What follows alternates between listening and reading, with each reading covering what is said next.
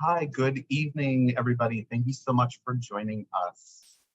My name is Scott Sinclair. I'm the Senior Manager of Programs here at Cancer and Careers, and I want to welcome you all to today's webinar. For those of you who are joining from your phone, please let us know by sending an email to cancerandcareers@cew.org with your name and the phone number that you're dialing in from. That way we can confirm your attendance and make sure that you receive all of the relevant follow-up information after the webinar. If you are new to Cancer and Careers, first of all, welcome. We're glad to have you. We are a national nonprofit and the only program of its kind solely dedicated to empowering and educating people with cancer to thrive in their work environment. This is a list of all of our free programs and services that we offer. Our comprehensive website is available in both English and Spanish, and it's the heart of everything that we do. On there, you can find various support services, including our resume review service, access to career coaches. Our educational blog and newsfeed are both rich resources where those who have been diagnosed, their caregivers, employers, healthcare professionals can stay current on topics related to work and cancer. And our free publication library is also available in both English and Spanish, and provides tangible, easy to digest information on working and looking for work after a cancer diagnosis. And those are available in both hard copy and PDF formats. We also offer numerous events each year, from hour-long webinars to full day events. And I'll be back after Karla speaks to tell you a little bit more about what we have coming up. Now, for those of you who are seeking continuing education credits today, this slide lists all of the organizations who have accredited today's webinar, as well as the required steps for getting a certificate. This information is also available on our website, and a link to the evaluation and post-test will be shared at the conclusion of today's webinar. So please take the time to complete them if you can. If not, we'll be sending an email tomorrow, Thursday, June 6th, no later than 5 p.m. Eastern with that information again. So if you don't have the time today or you lose the link, that's totally fine. Check your email tomorrow and you'll have everything there. Also, for those of you planning on requesting continuing education credits, our accrediting bodies require us to share this slide and to let you know that there are no conflicts of interest to report. Now, as you might know, Zoom has a lot of great features which you can use to interact with this event, with us and with other attendees. You will see a Q&A box at the bottom. After Karla is finished talking, I'll jump back on and we'll moderate a Q&A for you. So if you have any questions throughout her presentation, drop them in the Q&A box. And we know the importance of privacy, so there is an option to submit your questions anonymously there. And we'll do our best to get to everybody's questions. If we don't get to yours today, or if you think of something later on, please shoot us an email at cancerandcareers@cew.org and we'll get you an answer later on. You'll also see a chat box in your features panel. Feel free to use that chat box to communicate with us, with other attendees. However, it's important to note that the chat box is not private and it will show your first and last name. So that's something to be mindful of if or when you choose to engage in the chat. Also, please try not to put the Q&A questions in the chat box as we may miss them there. All the questions for Q&A should go in the Q&A box. Also, please note that today's presentation is copyrighted, therefore the use of AI assistants and or transcribing recording devices of any kind by attendees is not allowed. Those found to be using AI or other recording or transcription software during CAC programming will be removed from the event. They will be permitted to return without the AI recording or transcription software. As you can see, real-time closed captioning is available for today's event for those who need it. And a captioned recording of the webinar will also be archived on our website following the session. To request any additional reasonable accommodations, please send us an email at cancerandcareers@cew.org at least 24 hours before any future session. So thanks in part to Genentech and P&G Beauty, Cancer and Careers is really proud to offer our 10th year of the Balancing Work and Cancer webinar series, which was created to provide anyone whose life has been touched by cancer with concise, targeted information about work-related issues that arise after a diagnosis. Additionally, we'd like to recognize Cancer and Careers as year-round sponsors who support all of our core programs and allow us to continue providing our resources and services free of charge. Now, I think we can all agree that maintaining a healthy diet can be challenging in general. For someone who's been diagnosed with cancer and is working, eating well can be even harder depending on things like schedule, treatment, and work environment. So to help guide us through, I am thrilled to introduce Karla Giboyeaux. Karla is a level 2 clinical dietitian nutritionist and works in cancer treatment and prevention community settings. Karla's worked with patients who are undergoing various types of cancer therapies and those who are interested in improving their eating habits and food choices. She has a strong interest and background in culinary arts, and her focus is to help patients modify their favorite meals and inspire them to cook more healthy meals at home. Karla joined Memorial Sloan Kettering's Ralph Lauren Center in 2020.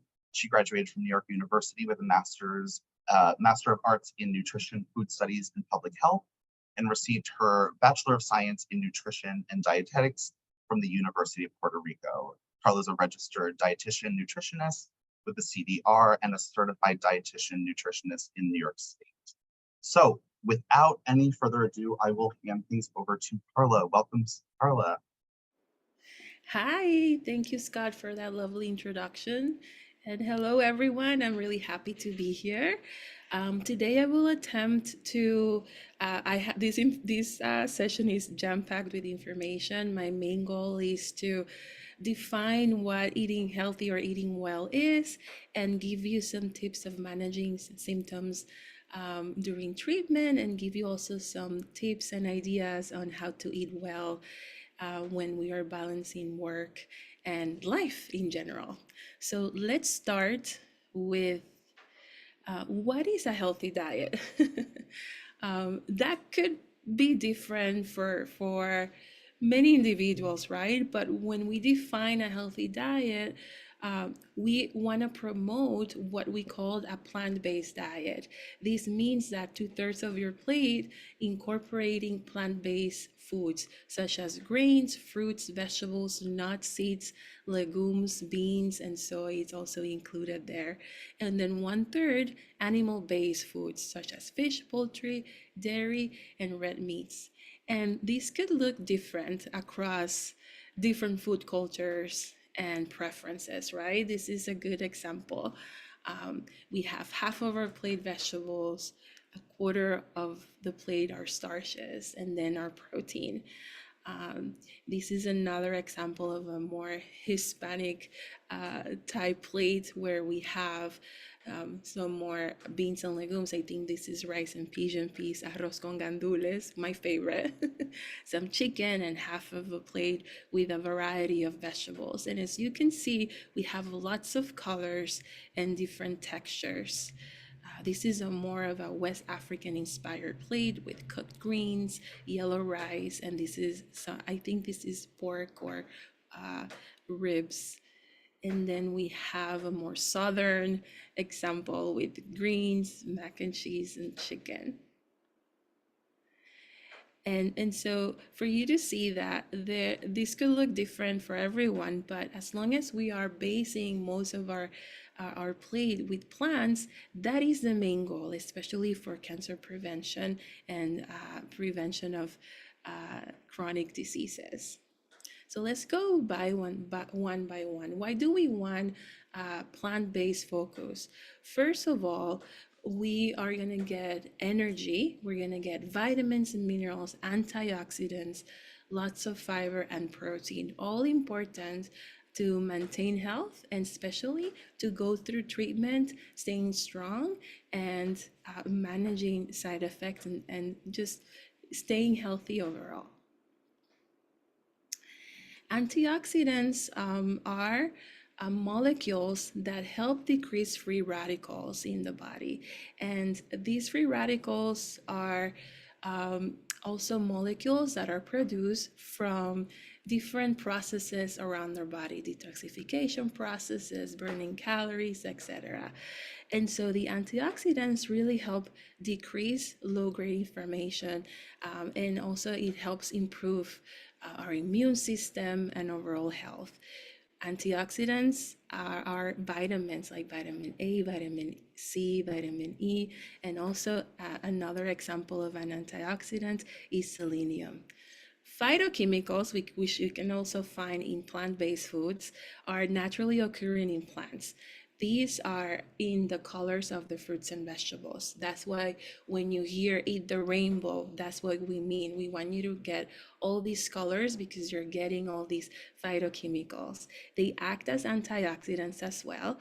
And as few examples are carotenoids, flavonoids, indoles, and isoflavones, all of which are really important and easy to find. For example, vitamin A, we find in leafy greens, carrots, broccoli, sweet potatoes. In dairy, you could see it in a fortified dairy or whole milk. You'll have some vitamin A. Vitamin A is known as a liposoluble vitamin. And so it you can find it in the egg yolk and in salmon, which is a fatty fish as well. Um, and vitamin C, as we know it, is in most fruits: oranges, grapefruit, tangerines, strawberries, broccoli. Vitamin E is another liposoluble vitamin that we can find in vegetable oils. We find it in whole grains, fortified cereals, nuts and seeds, and peanut butter. And selenium is also easily found in seafood, cereal, grains, eggs, dairy, and Brazil nuts. Carotenoids are mostly from the color red, orange, and yellow. A few examples of carotenoids are beta carotene, lycopene, and lutein. Anything red, orange, deep yellows, dark green, and you'll find it also in the leafy vegetables. And then flavonoids and isoflavones, you'll see mostly in berries, apples, legumes, teas, citrus fruits. And then the indoles, you'll find them more in the cruciferous vegetables. And also, another reason why we want a plant based diet is fiber. Fiber is considered a non-digestible carbohydrate, and you'll find it mostly in the skins of fruits and vegetables, in the pulp of fruits and vegetables. And it has many health benefits, including weight management, managing blood glucose for people with diabetes. It helps reduce heart disease, and it also helps improve digestion. In general, we recommend people to consume between 25 to 35 grams of fiber per day, and you'll get it mostly from plant-based food sources: whole grains, vegetables, beans, legumes, fruits, and vegetables. Um, I would recommend, if you're not used to having a lot of fiber, it's always good to start incorporating it gradually. It's not good to going from zero fiber to having 25 grams of fiber the next day. So it's always good to see what are you actually eating, and where can you start implementing more plant-based foods or start introducing high fiber foods in your meals, and increasing it gradually and making sure that you're working with your hydration if it's something that you want to improve.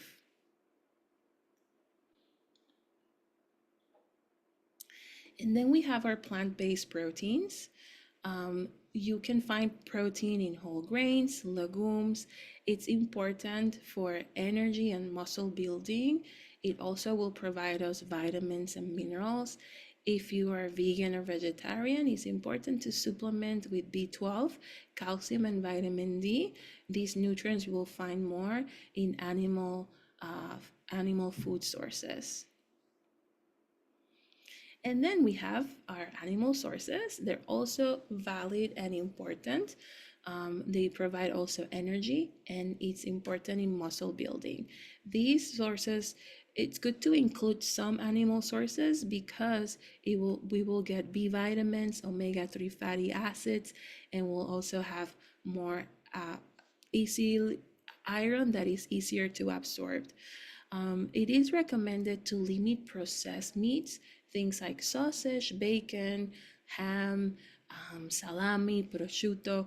These are good to limit, and it's also good to limit red meats, beef, lamb, veal, and things of the like, because just for cancer prevention and to reduce risk for chronic diseases. And we'll talk a little bit more when we get into survivorship and eating well during treatment.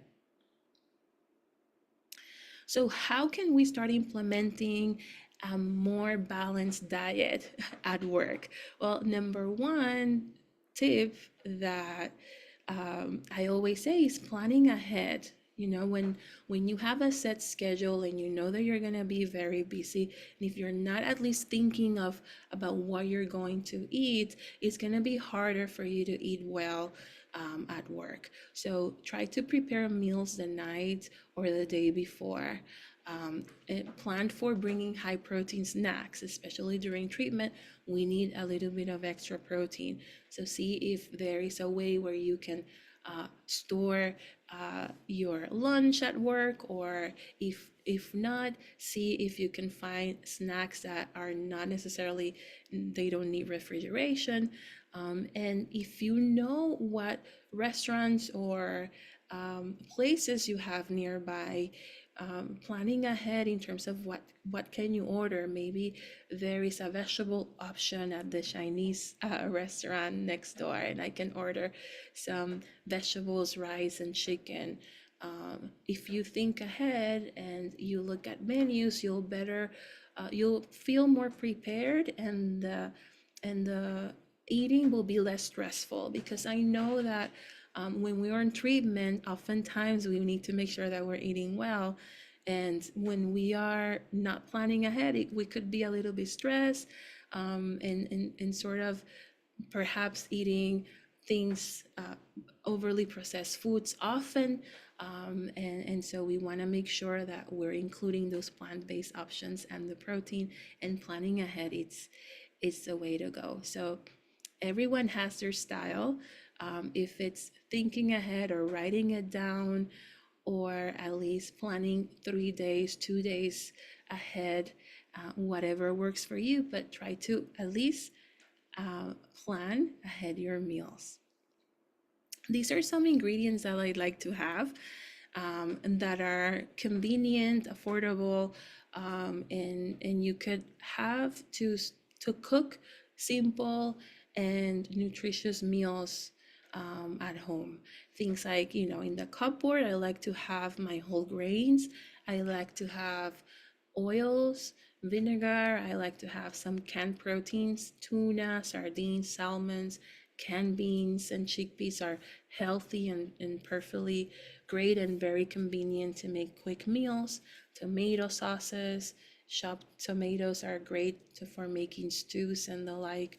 So I like to have all of these in hand, and I like to have an inventory, especially when I'm planning. I like to have like a quick list in my fridge or near my cupboard, where I sort of highlight whatever I have used or what I need to buy. And so I'm sort of making a list as I use the ingredients.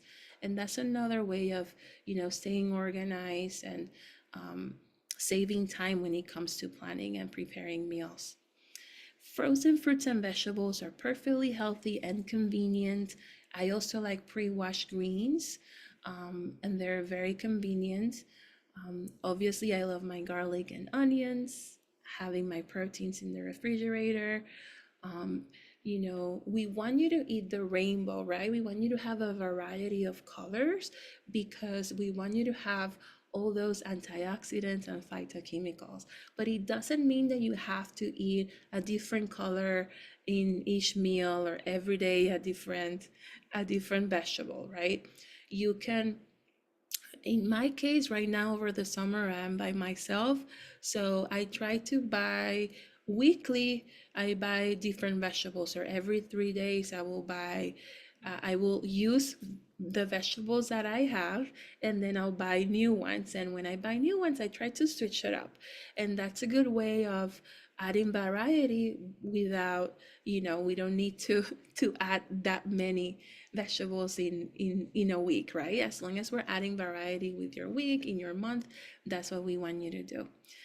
I love to have eggs, even though lately they're kind of pricey, but there are cheaper than red meats, and it's a great source of protein. The same as, plant-based proteins like tofu. It's really inexpensive. Tempeh is really inexpensive, and it's a great source of protein. And they're not here, but that's another option that is really, really good. Dressings and condiments can make a difference when it comes to preparing meals, especially for a salad or a sandwich, to add flavor and moisture.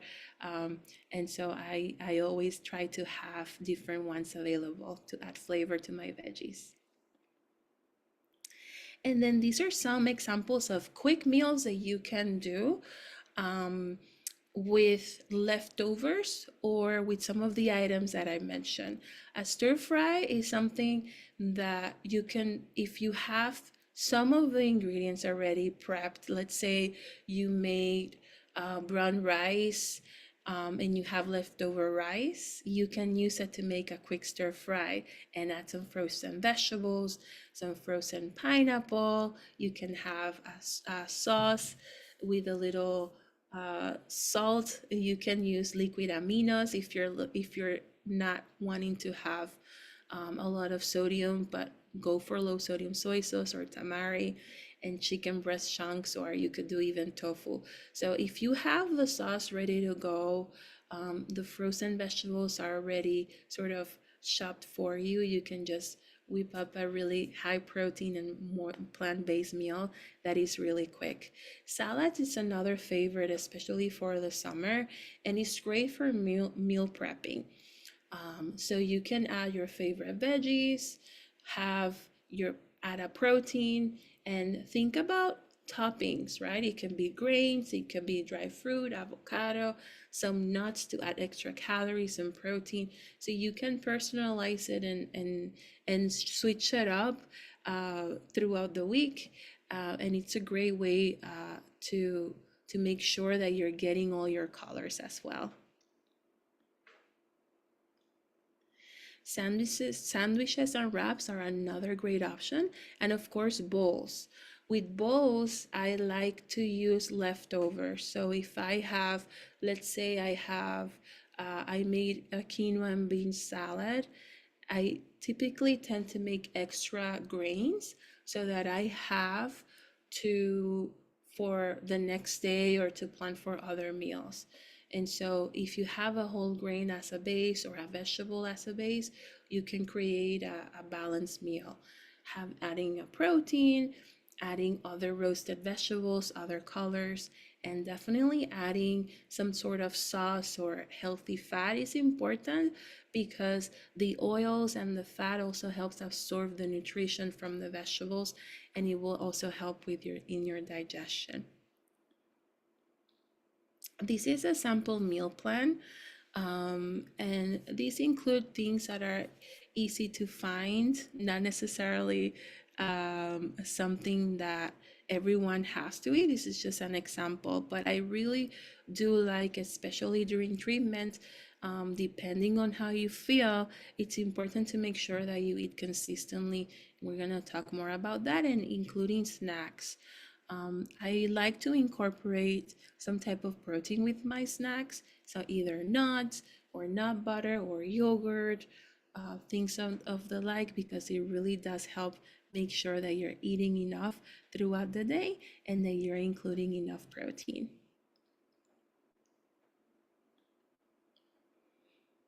Oops. Then another recommendation, just, and this is not part of eating well, but it is part of a healthy lifestyle, is just trying to stay as active as possible. The recommendation is to move around 150 to 300 minutes of moderate intensity, or 75 to 100 minutes of vigorous intensity. This helps reduce cancer risk, and it also helps maintain muscle mass. It helps with your mood during treatment. And it is helpful to fight fatigue during treatment as well. So incorporate exercise as you can, and obviously it's important to make sure that you discuss it with the doctor to make sure that you are clear to do any type of physical activity. So, make sure that you do something that you enjoy doing. I like dancing, so I make sure like a couple of times a week I go out dancing, or I dance at home, or I take a dance class. Um, and or you could do, now that is the summer, playing sports if you're able to do that as well.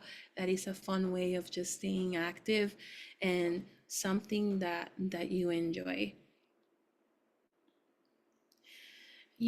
Especially when you're working from home, you tend to be sitting down often. And so it can be challenging to stay active. So I always suggest to track your steps and see, become aware of how much you're actually walking or moving throughout the day, and then improve upon that. Maybe make it a point to stand up every hour, every couple of hours, take a couple of steps, or go out, take out the trash, and come back using the stairs, right, instead of the elevator. Making it into a game to make sure that you're not sitting down too much. It's also helpful, again, to fight fatigue and maintain your muscle mass. It's good to aim between 8,000 to 10,000 steps a day. If you're not there yet, it's okay. It's always good to find a target that works for you and get there slowly, especially when you're in treatment. We don't want to overdo it so that you're exhausted from working and from walking all day, right? So make sure that you are aware of how much you're walking, and then improve it every day until you are at a number that you tolerate and that you enjoy. Okay, so let's talk about nutrition considerations during treatment. Nutrition during treatment, we want to the main thing is maintaining your weight. It's important to avoid losing muscle. We want to make sure you're eating a balanced diet. We need to tackle your digestion. How well are you tolerating different foods, maybe the side effects? And we also want to make sure that you're having a good quality of life, that you're eating or getting enough energy to be productive and work if you're working or looking for work, etc. Also, another thing that we have to take into consideration is hydration, food safety, and also physical activity. Let's start with food safety. Um, is different. So when you're doing treatment, is different when someone is going for a transplant, right? We call it uh, the precautions for food safety for someone who's undergoing a transplant. We call them neutropenic precautions, and this is, it can be very strict, right? So someone who is in these recommendations, they're not able to have liquid yogurt or yogurt beverages like kefir. You cannot have anything pre-cut or raw fruits and veggies and things like that. So it's important to keep that in mind. But when you're in radiation or chemotherapy, all we need is just to follow common sense when it comes to food safety, making sure that you're washing your fruits and vegetables properly, that you cook your meat and fish well done, avoiding raw fish and meat. Um, Also, being careful with leftovers, especially if we're bringing food to work, making sure that there's a space where we can refrigerate our meals properly, etc. Maybe using insulated food boxes or lunch boxes to make sure they're handled properly. It's good to avoid, buffets, bars, anything that, the food is sitting out, people are sharing condiments. It's good to limit that because, it's a risk. So we want to make sure that we're not exposed, or because our immune system are more sensitive, and so we want to minimize any exposure to any foodborne illness. So when it comes to taste changes, this is a very common one, and it can be very challenging, because you're not the food tastes different, right? And it can be challenging to even want to eat. Oftentimes, patients who struggle with taste changes, they can taste sweet and sour. So it's important to take advantage of those flavors that you taste, and sort of incorporate it with foods that are high in protein, high in calories during treatment. Um, so, for example, incorporating a marinade, or instead of using chicken or meat or fish, using beans, yogurt, dairy, cheeses for protein. Um, if you're experiencing metallic taste, it's always good to avoid metallic utensils and focus on using plastic utensils. Um, also changing the textures up is also helpful, especially when the food doesn't taste the same. It's good to try changing the texture up and trying different marinades and sauces. When it comes to water, also water can be challenging. When someone is experiencing this side effect, it's important you can add to some type of maybe cranberry juice or an electrolyte beverage to the water to change the flavor up. Some lime or lemon, things of the like, making sure that you get creative.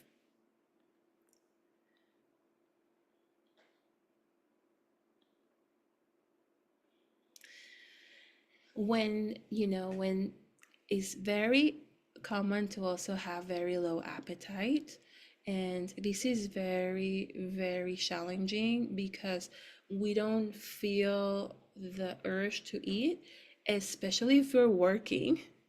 You might tend to forget to eat, and we don't want that because you might end up losing weight really fast, and the goal is to minimize weight loss as much as we can to maintain our muscle mass. So it's important to schedule your meals in, especially to my clients and patients who are working. Um, it's good to schedule in and create like an alarm, right? To make sure to remind yourself to eat. Small frequent meals, especially if you're getting full fast, is good to eat. I rather you have a snack every 2 hours than wait till the end of the day whenever you feel hungry and have only one meal. Okay, so uh, it's important to make sure that you are including high calorie, high protein meals, especially if you're eating less, to make sure that you get more nutrition in a smaller amount. And also, whenever it's time to eat, it's good to have that schedule because, as you know, that meal is coming. Avoid having a lot of fluids right before eating because then that will fill you up more and you might tend to eat less. Also, another idea is to use nutrition drinks and shakes. There's a lot of that. There's a lot that are ready to drink. You can also make your own.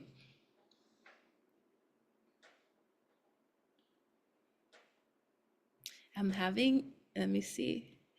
And there we go. The other side effect is nausea. And so it's important to, as soon as you wake up, if you notice that the nausea is more in the morning, start with something dry, and then see if that helps settle the stomach, and then do small frequent meals also throughout the day. Oftentimes when you're experiencing nausea and you spend a lot of time without eating, it becomes worse.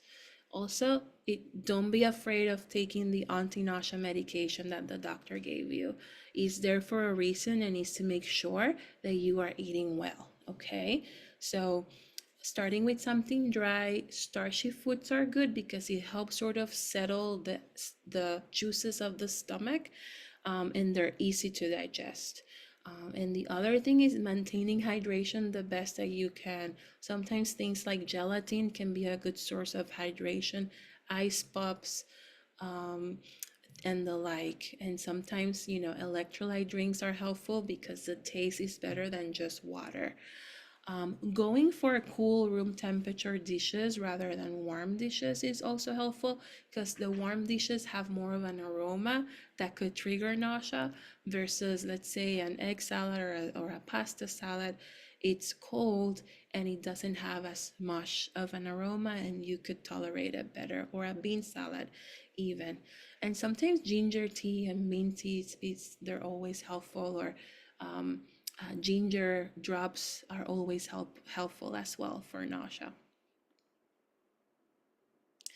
When it comes to diarrhea, it's important to make sure that you call your medical team to make sure that the diarrhea is not related to an infection. And then if it's not, it's always good to take medication to manage it as needed. And it's good to have more of a bland diet while you're sort of juggling the diarrhea. We call it the bratty diet: banana, rice, applesauce, toast, tea, and yogurt. These are easy foods to digest. It's good to have it temporarily until you figure out the source of the diarrhea, and then you can go back to your regular foods. Hydration is really important, and we also often recommend having sport drinks as well. Oftentimes, when we're on treatment, we can become lactose intolerant. So it's also good to limit lactose, maybe switch to lactose free milk or lactose free dairy items if you enjoy dairy, and focusing more on a low fiber diet, but more fiber that is more soluble, meaning the fiber that we find in the smooth nut butters, in rice, plain rice, right? Bananas, um, and oats versus more of a rough fiber that we find in like raw fruits and vegetables like kale, or a lot of quinoa, a lot of beans, right? It's good to minimize that if you're having frequent diarrhea and focus more on those soluble fibers, and eating proteins that you tolerate, perhaps a more softer, lower fat sort of chicken, or maybe boiled egg and things of the like. And during treatment, we want to keep moving as much as we can, right? It helps improve our appetite, it helps our immune system, our mood. If you have diabetes and you're also going through treatment, it also helps control our blood sugar.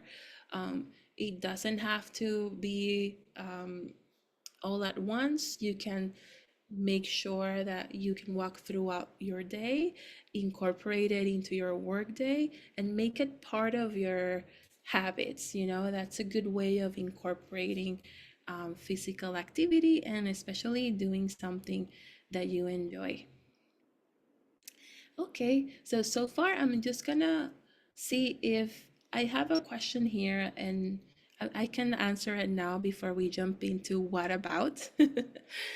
Someone asked if it's okay to do intermittent fasting. I wouldn't recommend it during treatment.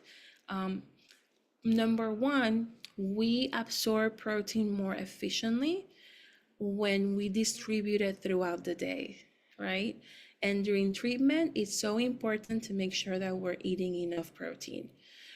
And so I wouldn't recommend intermittent fasting during treatment. However, if that's something that you're interested in doing, I would do it after treatment and definitely discuss it with the doctor to see what is the purpose of the fasting. If it's is it for you to lose weight, or do you have digestive issues? See, the main reason why you wanna fast. If it's for losing weight, I would say, do make sure that you're having enough protein, and make sure that you are eating enough each time you eat to avoid overeating the next time. Because oftentimes, when you jump into fasting really fast, it can trigger overeating the next time you allow yourself to eat. So I would say if you decide to do it, I would say after treatment and ease into it. Perhaps start with 3 meals and no snack, then push breakfast back and keep pushing it back until you're happy with the amounts of times that you want to eat throughout the day. But always important to consult it with the doctor, and I wouldn't recommend it if you're in radiation or chemotherapy. Wouldn't recommend it because it's important that you use protein efficiently, and eating it throughout the day is the way to go. A little bit of protein in each meal is going to be really helpful. Let's talk about organics because that is um, it's very a question that I get all the time. Do I have to buy everything organic? And the answer is no, you don't have to buy everything organic. It's really expensive and it's really unclear the data on it. The USDA define organic as meat, poultry, and eggs or dairy that has been raised without any antibiotics or growth hormones, and the plant foods are grown without conventional pesticides or fertilizers. There's no bioengineering, and they use this special radiation to minimize pest and foodborne illnesses. So they don't use that in organic. Conventional organic foods will still have some types of pesticides, but the same as conventional, but it's so minimal. So there's really not a lot of risk involved when we eat conventional produce, and it's very unclear. So it's always better to eat any kind of vegetable than no vegetables at all. So if you don't feel like you can afford, let's say, organic spinach, it's okay to have the conventional because you'll get more benefit if you don't versus not having any vegetables. So that's number one. Number two, there's a list that we call the Dirty Dozen and the Clean 15 is by the Environmental Working Group, and it can be useful if you decide to buy organic. You can use this list, and you can if buy the organic foods that are listed in the Dirty Dozen. For example, I love spinach, so whenever possible, I always get it organic because it's one of is in the Dirty Dozen list. It means that these 12 foods may have, we don't really know, they may have a little bit more pesticide residue than the average, but it's very unlikely. But if you wanna focus on organic, you can follow the Dirty Dozen. The Clean 15, these foods, they don't really use any of the conventional pesticides, and so they're known as clean. So if you see organic avocados, you don't really need to buy organic avocados, even if you want to eat organic. So that's another way that they get more money because they label it as organic. It's considered one of the clean foods that they really, they're not exposed as much.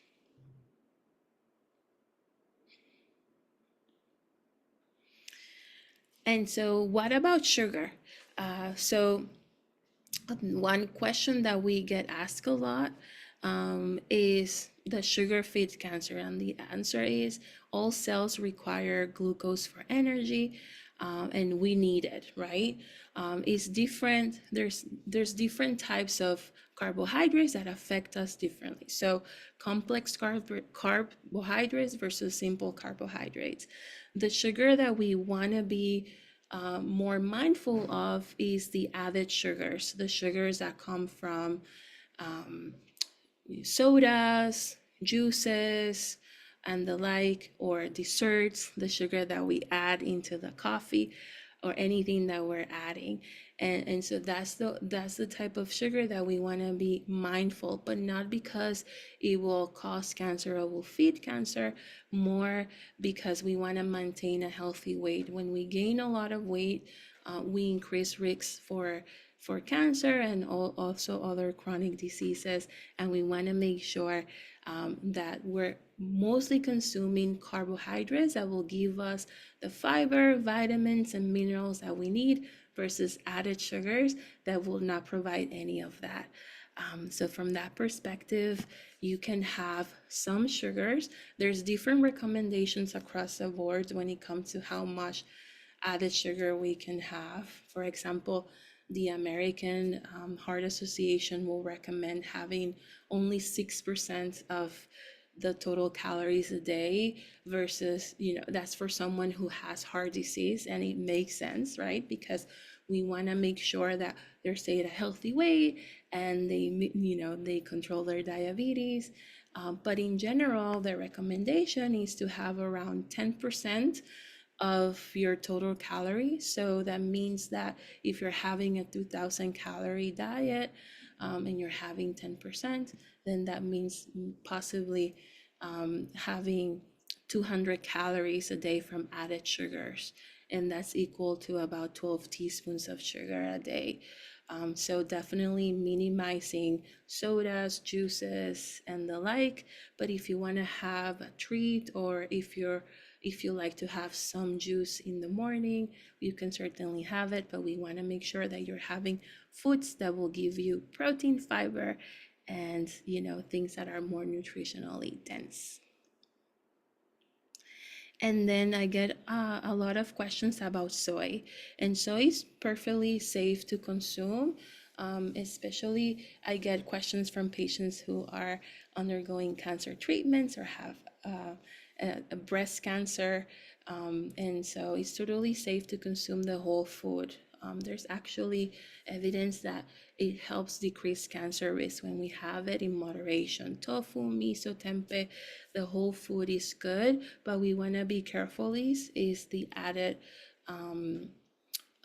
soy, like in supplements, soy protein isolate, soy protein concentrate, soy flour, and soy fiber, sorry. Those are the things that we want to be careful with, but in general, you can certainly have the whole foods coming from soy, and it's a good source of protein. And then, really quickly, after survivorship, we want to maintain a good weight. We want to maintain muscle mass, so staying active, making sure that you are eating enough, making sure you're eating your fruits, vegetables, whole grains, and legumes. Obviously, to help maintain a good weight, we want to minimize added sugary drinks, limiting consumption of energy dense foods like fried foods, chips, and desserts, and the like. But it's okay to have some, limiting red meats, as we mentioned in the beginning. The recommendation is typically once or twice a week. Not, it doesn't mean that you have to, but try, that should be the max. And the serving size should be like the size of the palm of your hand, a quarter of a plate. And it's always recommended now, the recommendation is to avoid alcohol as much as possible. But if you do enjoy alcohol, you can have one drink for women and two drinks for men. Limiting consumption of processed foods. And, it's not good to take supplements for the sake of preventing or protecting against cancer. And so it's good to take supplements as you need to fix any deficiencies, especially if you're a vegan or vegetarian. But it's good to stay away from overtaking supplements for the sake of protecting against cancer. Is not recommended. And continue meal planning, and to support eating well both on work days and non-work days. And it's also important to make sure that you have a discussion with a registered dietitian that can help you plan meals targeted for you and your needs. And make sure that you reach out. And also, these are some recommended resources that are great for patients and caregivers. Sorry.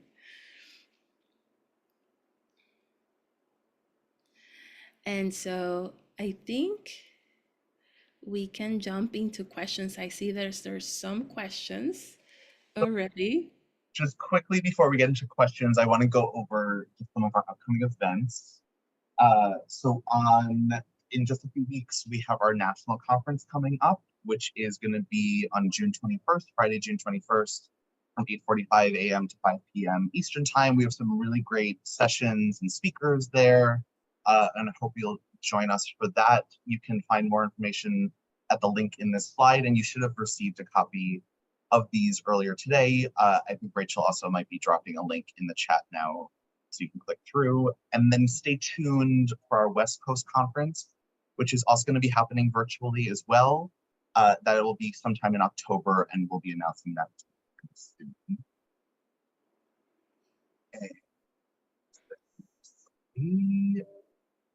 We also have more webinars coming up next month. We are doing Balancing Work and Cancer, which is sort of our flagship presentation. We hope you'll join us for that. That's going to be on July 10th.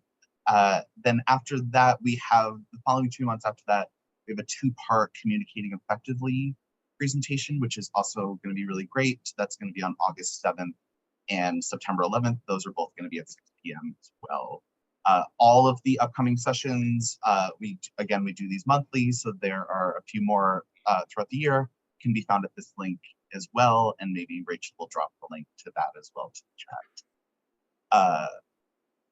And then if you have any questions that we didn't get to today, here's my email. Feel free to reach out to me. You can also reach out to cancerandcareers@cew.org, and somebody will get an answer back to you for anything that you have, either that we didn't get to today, or if you think of something, tomorrow, over the weekend, a month from now, whenever, feel free to reach out. And we hope that you'll also follow us on social media. Those are all of our handles, as well as our newsletter and our website.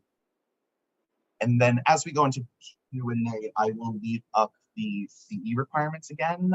Again, the link to the evaluation is going to pop up in your browser at the end of today's session.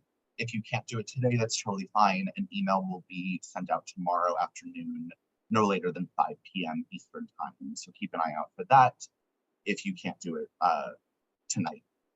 So our Q&A is popping off here. I'm going to try to get through as many as we can. Let's see. With protein shakes, don't a lot of them contain high amounts of sugar and fat and therefore needed to be avoided?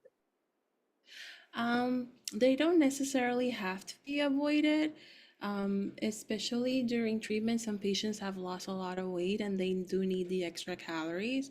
So it's okay to take it for a certain period of time until your weight is back to normal. And a lot of them have added fiber as well that will help sort of delay the absorption of the added sugars. And so it's okay to use them for a period of time until you feel better and can eat a normal diet. But you don't need to avoid them completely, right? And it's always good to make your own. I think That I was going to be think my next question. Is there any difference of like making your own at home with some protein powder versus like getting yeah. it or something like that that's Yeah. already? Sometimes, for convenience sake, it's always good. It's much easier and convenient to get it ready to drink. So that's why we look at these shakes, right? We look at them as convenient, but you don't have to drink them. If you're able to make your own, go for it. I like to use an unflavored protein powder, especially when you have those taste changes that you're not able to eat your chicken, your eggs, because you don't like it so much. So getting an unflavored protein powder and using it with things like probably making high protein pancakes, or adding it to just fruit and nothing else, right?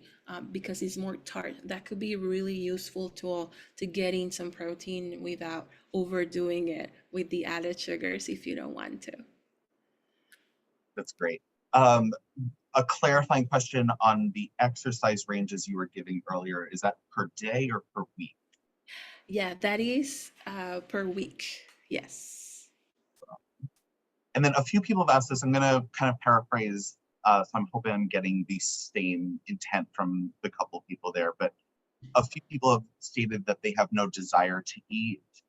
And, are there any suggestions on how to overcome that, or maybe, kickstart an appetite in some way? Does medical cannabis help with any of that, maybe? Yeah. Medical cannabis might help. Everyone reacts different to it. That's what I found, right? For some patients, they make them very tired and more groggy. For others, it works for the appetite. So it really depends. You can also ask for appetite stimulants that are prescribed.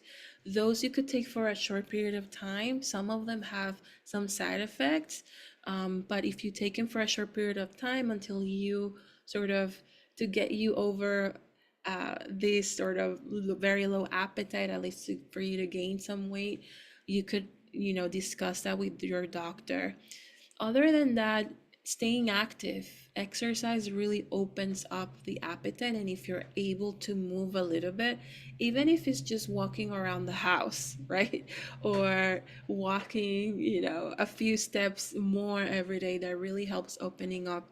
Interacting with people also, having lunch with your coworkers, or calling someone and have eating while talking to someone on the phone, that also helps stimulate the appetite. And also being in a, getting some fresh air, eating next to a window, that also helps. But yeah, and and I think that's the most challenging thing. So sometimes you have to look at food as part of your treatment, as a medication.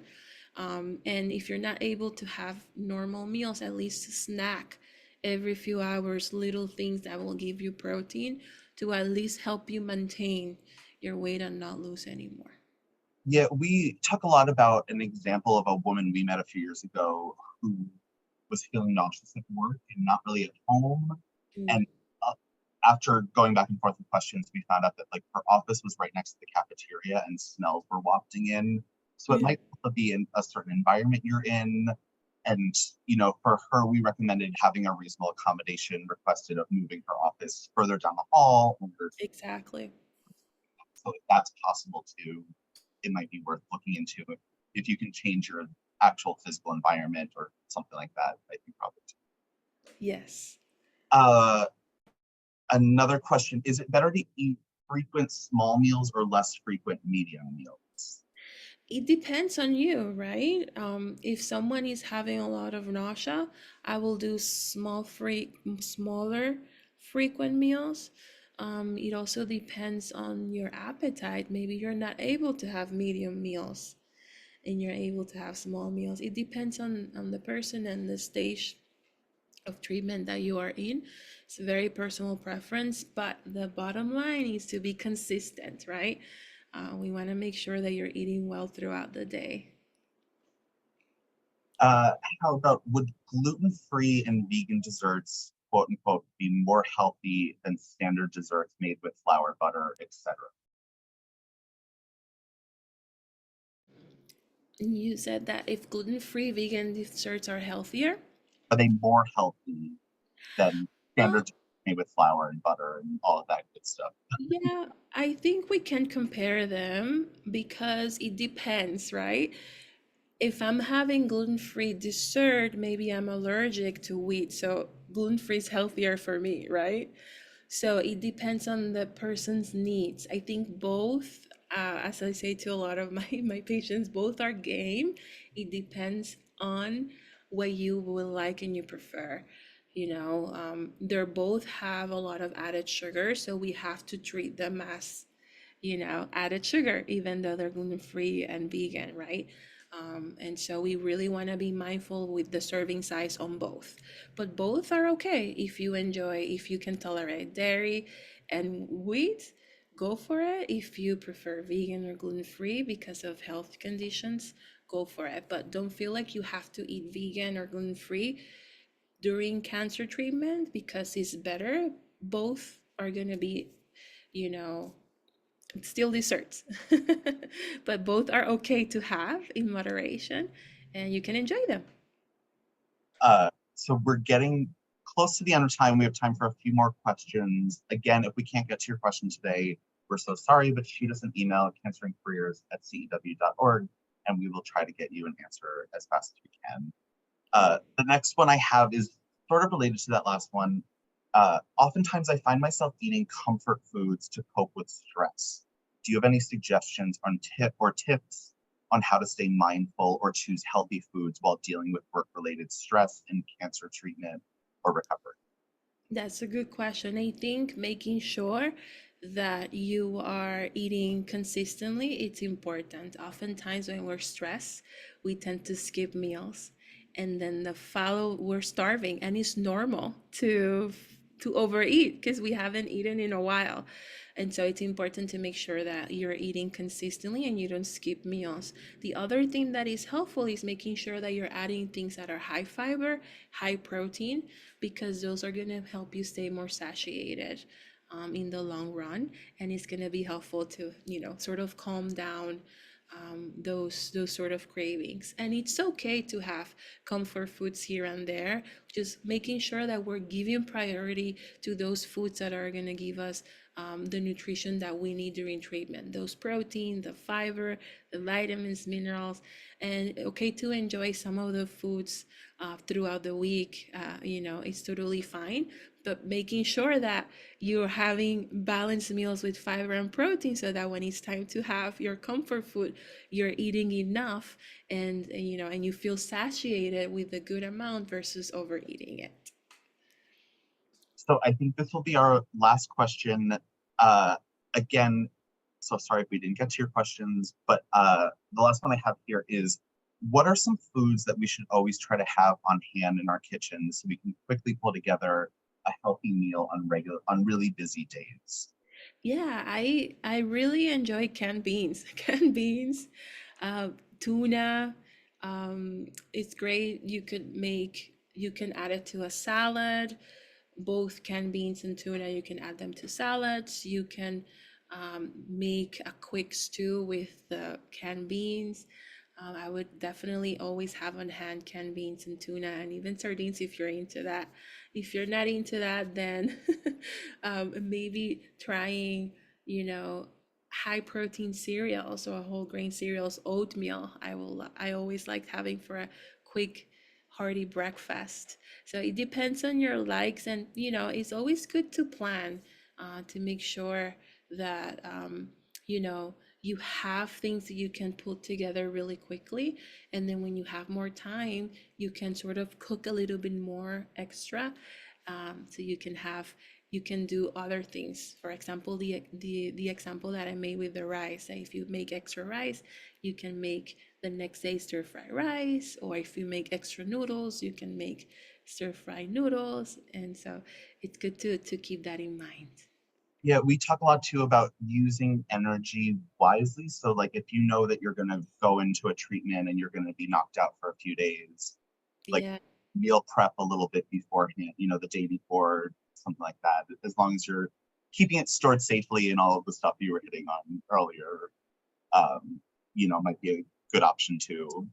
Yeah, definitely. And also, don't using things that are ready to eat. If you know that you're gonna be very tired right after, having yogurts that you can open up and eat, maybe having protein bars that you enjoy, having maybe you can go to the supermarket and get chicken noodle soup that you like, that is ready to eat, and plan ahead that way. Well, Karla, thank you so much for this. This was wonderful. I've been taking notes myself on things to incorporate into my own day-to-day life. Thank you all for joining us. We hope you'll see us again next month. Take care. Thank you. Bye.